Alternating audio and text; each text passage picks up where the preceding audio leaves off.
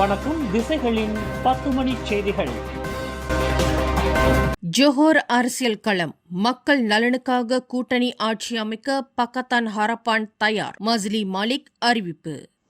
மக்களின் நலன் மற்றும் மாநில நிர்வாக நிலைத்தன்மையை உறுதி செய்ய ஜோஹர் சட்டமன்ற தேர்தலுக்கு பிறகு எந்தவொரு அரசியல் கட்சியுடனும் இணைந்து கூட்டணி ஆட்சி அமைக்க பக்கத்தான் ஹரப்பான் தயாராக இருப்பதாக அக்கூட்டணி அறிவித்துள்ளது. ஜோஹர் மாநில PKR துணைத் தலைவர் டாக்டர் மஸ்லி மாலிக் இன்று சத்யா இண்டா பகுதியில் மக்கள் சந்திப்பு பிரச்சாரத்தில் ஈடுபட்டபோது இதனை தெரிவித்தார். அரசியல் ரீதியாக கொள்கை வேறுபாடுகள் இருந்தாலும் மக்களின் தேவைகளுக்கும் ஜோஹர் மாநிலத்தின் வளர்ச்சிக்கும் முக்கியத்துவம் கொடுக்கும் கட்சிகளுடன் இணைந்து செயல்பட பக்கத்தான் ஹரப்பான் எப்போதும் கதவுகளை திறந்து வைத்துள்ளது என்று அவர் குறிப்பிட்டார். முன்னதாக பக்கத்தான் ஹரப்பானுடன் எவ்வித கூட்டணியும் கிடையாது என்றும் தங்களின் ஒத்த கருத்துடைய கட்சிகளுடன் மட்டுமே இணைந்து செயல்படுவோம் என்றும் பரிகத்தான் நேஷனல் ஜோஹர் மாநில தலைவர் டத்தோஸ்ரீ டாக்டர் சஹாருடின் ஜமால் திட்டவட்டமாக தெரிவித்திருந்த நிலையில் பக்கத்தான் ஹரப்பானின் இந்த நெகிழ்வுத்தன்மை வாய்ந்த அறிவிப்பு ஜோஹர் அரசியல் களத்தில் பெரும் கவனத்தை ஈர்த்துள்ளது. கேங் RT6 என்ற ரகசிய குற்றவியல் கும்பலில் உறுப்பினராக இருந்ததாக கூறி 50 வயதுடைய வர்த்தகர் ஒருவர் மீது இன்று கோலாலம்பூர் செஷன்ஸ் நீதிமன்றத்தில் குற்றச்சாட்டு சுமத்தப்பட்டுள்ளது. கடந்த 7 ஆண்டுகளாக செயல்பட்டு வந்த இந்த சட்டவிரோத கும்பலில் செந்துல் பகுதியில் உறுப்பினராக இருந்ததாக அசோக் குமார் என்ற வர்த்தகர் மீது குற்றம் சாட்டப்பட்டுள்ளது.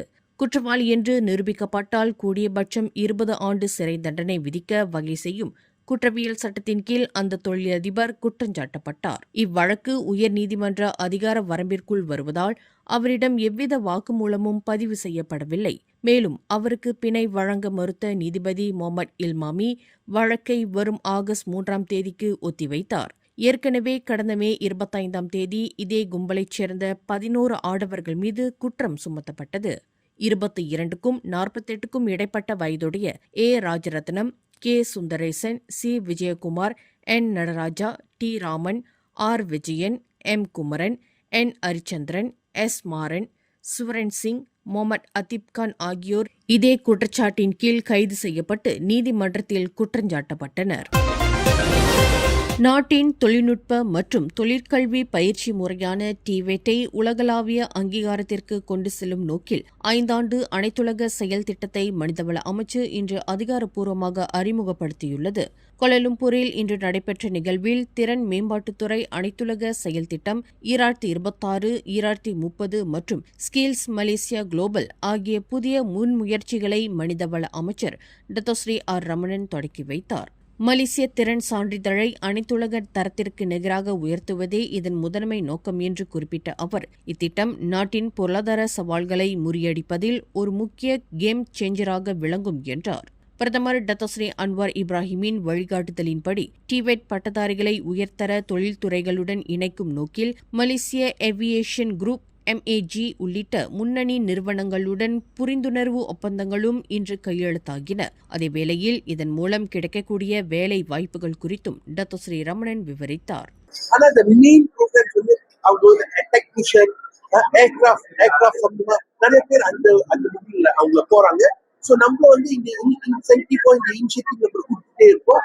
எப்படி அவங்க எந்த செக்டர்ல போயிட்டு வேலை செய்ய போறாங்கன்னா வெரி சிம்பிள். நான் சொல்ற மாதிரி மை ஃபியூச்சர்ஸ் ஜாப் போர்ட்டல் நீங்க போனீங்கன்னா எல்லா வேலை அங்க இருக்குது. 300,000 ஜாப்ஸ் அங்க நம்ம கொடுத்துருக்கோம். 200,000 தான் நம்ம அப்ளை பண்ணிட்டு ஆள் அந்த ஆப்பர்ச்சுனிட்டி எடுத்திருக்காங்க. இன்னும் 100,000 வேலை இருக்கு. தயவு செஞ்சு அப்ளை பண்ணிட்டு இந்த வேலை எல்லாம் இருக்குங்க.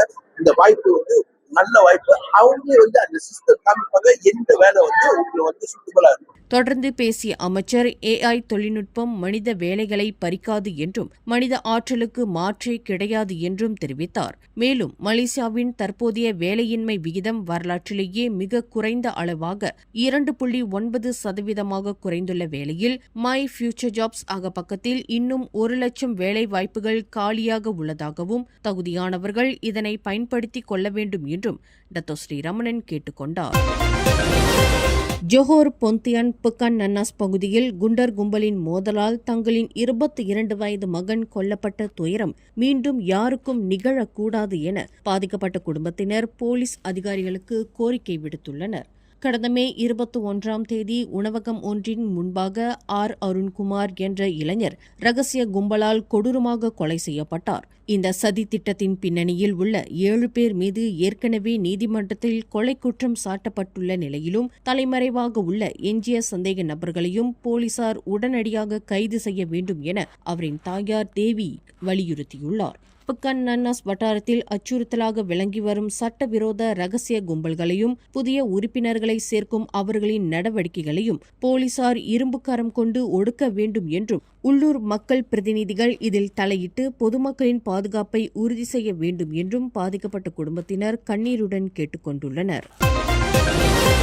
நெகிரி செம்பிலான் மாநிலத்தின் சென்னா சட்டமன்ற தொகுதியில் தமக்கு எதிராக யார் போட்டியிட்டாலும் கவலை இல்லை என்று ஜாசெகா பொதுச் செயலாளர் ஆந்தனி லாக் தெரிவித்துள்ளார். சர்ச்சைக்குரிய தொழிலதிபர் ஆல்பர்ட் சென்னா தொகுதியில் போட்டியிட பரிசீலித்து வருவதாக கூறியுள்ள நிலையில் போக்குவரத்து அமைச்சருமான ஆந்தனி லாக் இதற்கு பதிலடி கொடுத்துள்ளார். மலேசியாவின் ஜனநாயக நிர்வாக அமைப்பில் யார் வேண்டுமானாலும் வேட்பாளராக களம் இறங்கலாம் என்றும் தமக்கு எதிரான சவால்களை பற்றி கவலைப்படாமல் கடந்த 3 தவணைகளாக தம்மை தேர்ந்தெடுத்த சென்னா தொகுதி வாக்காளர்களுக்கு சேவை செய்வதிலேயே தமது முழு கவனமும் இருப்பதாகவும் அவர் வலியுறுத்தினார். மேலும் நெகிரி செம்பிலான் மாநிலத்தில் சட்டப்பூர்வமாக போட்டியிட வேண்டுமானால் ஆல்பர்ட் முதலில் தனது அடையாள அட்டை முகவரியை இந்த மாநிலத்திற்கு மாற்ற வேண்டும் என்றும் ஆந்தனி லாக் நாசுக்காக சுட்டிக்காட்டியுள்ளார்.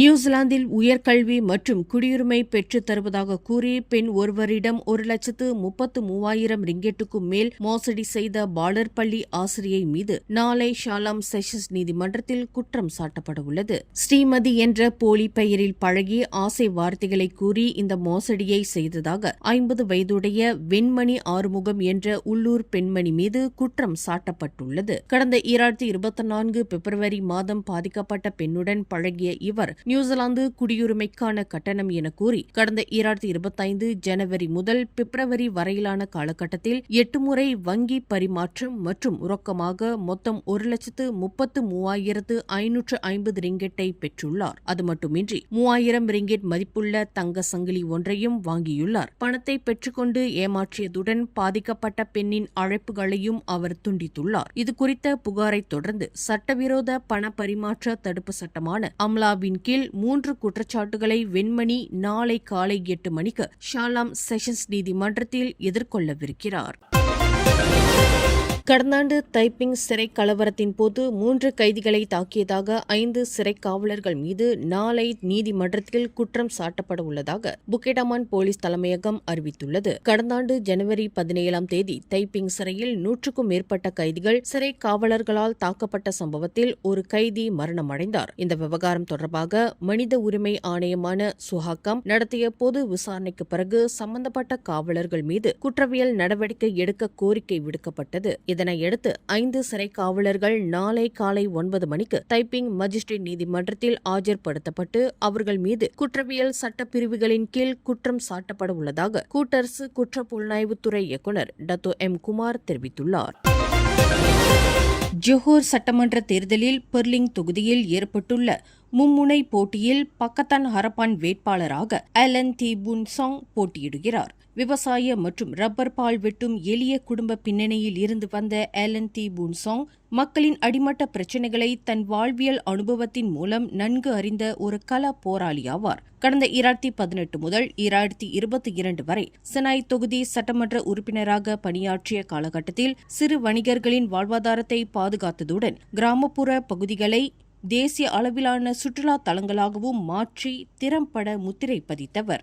பெர்சை மக்கள் இயக்கங்கள் மூலம் நாட்டின் ஜனநாயக காவலராக திகழும் இவர் யோம்பெங் தொகுதியில் குடியுரிமை இல்லாத நூற்றுக்கணக்கான ஏழை குழந்தைகளுக்கு சட்டப்பூர்வமாக பள்ளி கல்வியை மீட்டுக் கொடுத்துள்ளார். தற்போது பெர்லிங் தொகுதியில் களம் காணும் ஆலன் டி புன்சாங் ஜொஹோர் சிங்கப்பூர் சிறப்பு பொருளாதார மண்டலத்தின் முழு பலன்களையும் உள்ளூர் மக்களுக்கு கொண்டு சேர்ப்பதுடன் இத்தொகுதியை ஒரு முன்மாதிரி தொகுதியாக மாற்றுவதை தனது முக்கிய தேர்தல் வாக்குறுதியாக கொண்டுள்ளார். பெர்லிங் தொகுதியில் ஒரு புதிய சகாப்தத்தை படைக்க துடிக்கும் ஆலன் டி புன்சாங் தற்போது தொகுதி மக்களிடையே பெரும் ஆதரவை பெற்று வருகிறார்.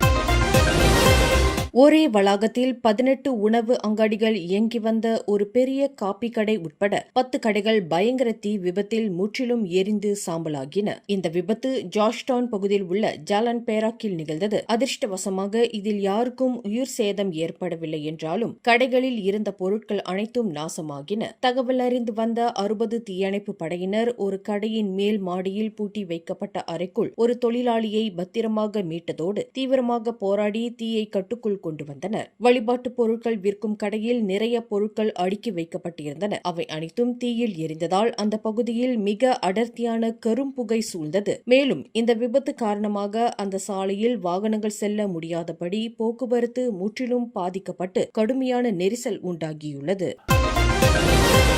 2026ஆம் ஆண்டு கொண்டுவரப்பட்டுள்ள இணைய குற்றச் சட்டத்தின் கீழ் அதிகாரிகளுக்கு வரம்பற்ற அதிகாரம் கொடுக்கப்பட்டிருப்பது மக்கள் மத்தியில் அச்சத்தை ஏற்படுத்தியுள்ளது. இந்த சட்டம் நல்ல விஷயங்களுக்காக கொண்டுவரப்பட்டிருந்தாலும் உண்மைகளை பேசும் பொதுமக்களுக்கு எதிராக இது தவறாக பயன்படுத்தக்கூடாது. எனவே அதற்கு முறையான கட்டுப்பாடுகள் அவசியம் என்று பாஸ் இளைஞர் பிரிவு தலைவர் அவ்னான் அமிமி தைப் அசமுடின் கூறியுள்ளார். டிஜிட்டல் தொழில்நுட்பம் மூலம் போலியாக உருவாக்கப்படும் செய்திகள் மற்றும் அந்தரங்க படங்கள் பரப்பப்படுவதை தடுப்பதற்காக 61 பிரிவுகளுடன் கொண்டுவரப்பட்ட இந்த சட்டம் நாடாளுமன்றத்தில் பெரும்பாலானவர்களின் ஆதரவோடு நிறைவேற்றப்பட்டுள்ளது. இதுகுறித்து விளக்கம் கொடுத்துள்ள துணை பிரதமர் டத்தோஸ்ரீ டாக்டர் அஹ்மத் ஜைட் ஹமிடி, இந்த சட்டம் அதிகாரிகளுக்கு முழு அதிகாரத்தையும் கொடுத்துவிடவில்லை என்றும் பொதுமக்களின் தனிப்பட்ட ரகசியங்களை பாதுகாக்க கடுமையான சட்ட வழிமுறைகள் பின்பற்றப்படும் என்றும் உறுதியளித்துள்ளார்.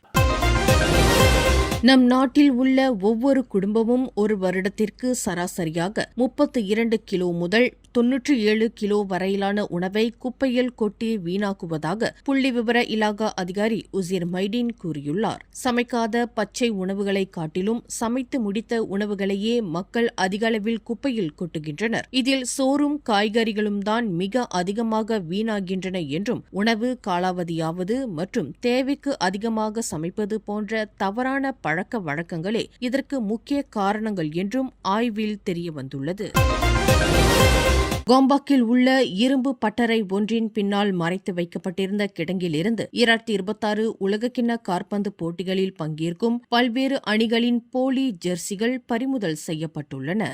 உள்நாட்டு வாணிபம் மற்றும் வாழ்க்கை செலவின அமைச்சு நடத்திய இந்த அதிரடி சோதனையில் சுமார் 3,75,000 ரிங்கிட் மதிப்புள்ள 10,500 போலி ஜெர்சிகள் கைப்பற்றப்பட்டன. இது தொடர்பாக அந்த பகுதியில் வேலை செய்து வந்த 30 வயது மதிக்கத்தக்க 3 நபர்கள் கைது செய்யப்பட்டுள்ளனர். ஒரு வார கண்காணிப்பிற்கு பிறகு வர்த்தக முத்திரை உரிமையாளர்களின் ஒத்துழைப்போடு இந்த சோதனை நடத்தப்பட்டதாக கோலாலம்பூர் KPDN இயக்குநர் முகமது ஜப்ரி சுமான் தெரிவித்தார். உலகக்கிண்ண போட்டிகளுக்கான ஜெர்சிகளின் தேவை அதிகரித்திருப்பதை பயன்படுத்தி இந்த மோசடி கும்பல் ஒரு ஜெர்சியை 30 முதல் 50 ரிங்கிட் வரையிலான விலையில் இணையம் வழியாக விற்பனை செய்து வந்துள்ளது முதற்கட்ட விசாரணையில் தெரியவந்துள்ளது. போலி பொருட்களை விற்பனை செய்வது நுகர்வோரை ஏமாற்றுவதோடு நாட்டின் பொருளாதாரத்தையும் பாதிக்கும் என்பதால் 2019 வர்த்தக முத்திரை சட்டத்தின் கீழ் இந்த விவகாரம் தீவிர விசாரணைக்கு உட்படுத்தப்பட்டு வருகிறது.